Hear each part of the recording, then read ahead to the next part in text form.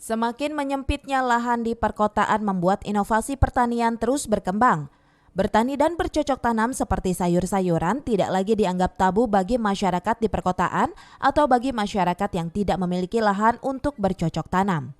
Salah satu program inovasi bercocok tanam dilakukan oleh SMK Yayasan Tarbiyah Islamiyah Cisaat Kabupaten Sukabumi dengan memanfaatkan lahan samping kelas yang dibuat proses menanam ala hidroponik sebagai upaya ketahanan pangan.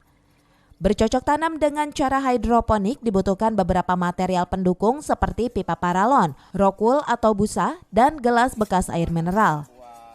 Ketua Dewan Pembina Yasti Asep Ikhwan mengatakan, inovasi hidroponik yang dilakukan pihaknya sudah dilakukan dalam kurun waktu 3 tahun terakhir sebagai upaya edukasi dan meningkatkan kualitas dan mutualitas pendidikan bagi para siswanya dalam hal pertanian modern.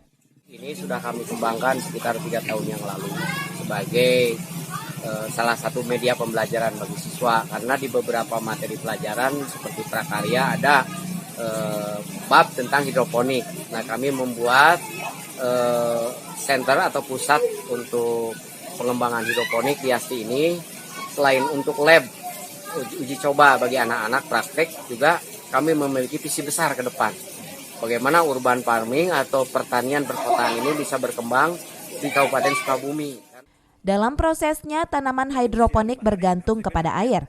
Agar menghasilkan kualitas sayuran yang baik, seminggu sekali tanaman diberikan nutrisi. Dalam waktu 1 bulan, sayuran jenis caisim dan kangkung sudah mulai dapat dipanen. Dari hasil panen sayuran hidroponik, SMK Yasti membagikan hasilnya ke guru-guru maupun masyarakat sekitar. Dari Cisaat, Kabupaten Sukabumi, Isman Safa melaporkan.